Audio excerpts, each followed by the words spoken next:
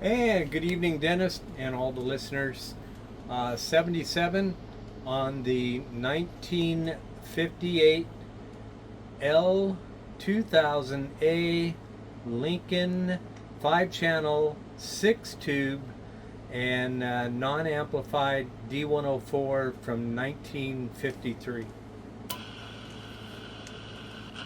One of the first 11-meter Class D radios. After they got through with playing around on slow scan TV and 11 meters and figured out, I don't know, what good is this band? Lincoln came out with this beautiful radio. Let me go to the full page. Nice. Copper. Assuming that's copper. You have to get out some special cleaner for that, I think. Anyway, it's great audio. Take a transmission. Yeah, and this radio has the full copper chassis also, and nothing's really been done to it. It's pretty much all original. I'm sure some of the tubes are a little tired. Harvey did work some magic on it for us when we first got it off of eBay. It had some crystal issues that Harvey took care of. But I'm going to get in there and do some tube testing, and I'm sure there's some capacitors that need some vital rejuvenation. Well, it sounds good. I've got you're at 20 over, and I'm not hearing any buzzing that I think is a bad thing. Looking at the radio here, what a pretty radio. And it's got the, is that the talk bar? I'm trying to think. I see your microphone. Let me go full screen and see. Yeah, look at that. Receive and transmit. Do you have to hold that down, or does it lock? If you go down, it will just flip right back. But if you flip upwards, it will lock into place like it's doing now. And then I reach over and flip it back down. Nice. So you've got 5 channels on the crystal. I see them there on the window. Looks like you have to put a piece of paper, write them in. And then below that is your tuning noise limiter. I'm just looking here, and if we go to Radio Life, or LIFERRRR, we will get your view right in the front of that radio tonight, right? That is correct. As soon as OTR has finished up tonight, we'll go ahead and post the video on YouTube and TikTok of both sides of this conversation. Looks good. Just brought the meter up at 20 over. The radio is the Lincoln Model L200A. Boy, I'm not that familiar with the radio, but it sure sounds, and with 5 tubes, I don't know, but it sure sounds like it's plate modulated, but I could be wrong about that. Nice audio. You've got the classic 1953, or the 63. What microphone is that? That's the D104, right?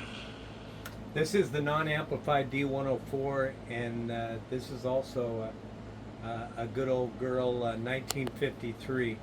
And this radio is, it's been running now for close to 5 hours, and it's just happy as can be. And it's got the little jeweled transmit modulation light.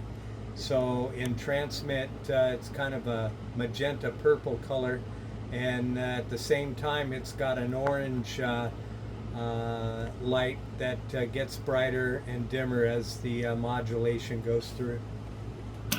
Okay, and I'm looking at the schematic here. That's on the bottom of the radio?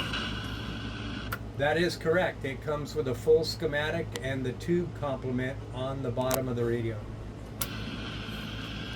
Okay, that's up in the OTR picture archives. Pretty cool. Got the serial number, and the sticker is still on. Most of it is still on after all these years in the Lincoln. Kind of rare. We've had these check-in before, off and on, for 40 years. I think Paul had a couple, Jim had a couple, but we haven't heard one in a while that sounds that good. Very nice.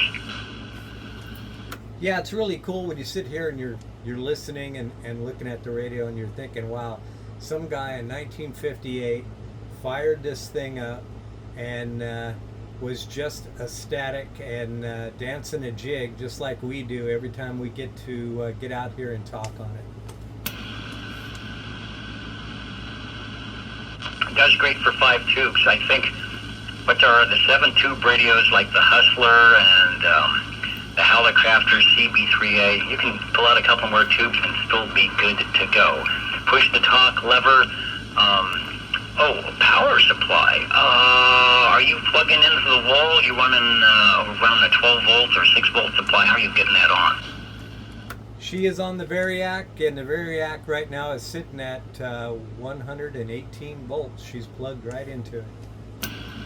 Looking good and sounding good from Lincoln, 1958. So when the FCC banged the gavel on September 11th that Class D happens, 5-watt DC input, major call letters, you license the radio, not yourself. Oh, speaking of which, I've got more radios. Is there a license?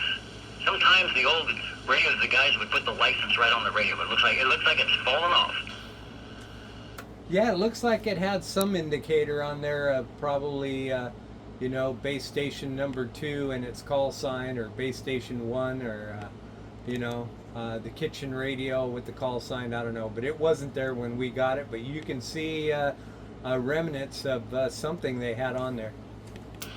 Yeah, you can't expect those Dymo label makers to last for 68 years, but the radio's sounding good here in the way into the 21st century. Radio number 3, Lincoln Model L200A, sounding as good as it might have been when people dressed like me to talk on the radio back in 1962. Good job, and thanks for bringing it by. Alrighty, I sure appreciate it, Dennis. We appreciate everything you do. Wonderful show, like always, and I hope everybody has a great weekend. So far, so good. The Old Tube Radio Network, something we have been doing, and I kid you not, since 1986, when a group of us got together to get off of the busy channels, back when they were busy channels, and said, you know what, we've got these tube radios, let's just turn them on and have a chat or two, and it is still happening here. Think of it like the Car Collectors Club, when you go out on Friday and Saturday evenings to the hamburger stand, and you can wander among the tail fins and the chrome of the Plymouth Furies and the Edsels and the Buicks and whatever else might be out there. Speaking of radio items, 135.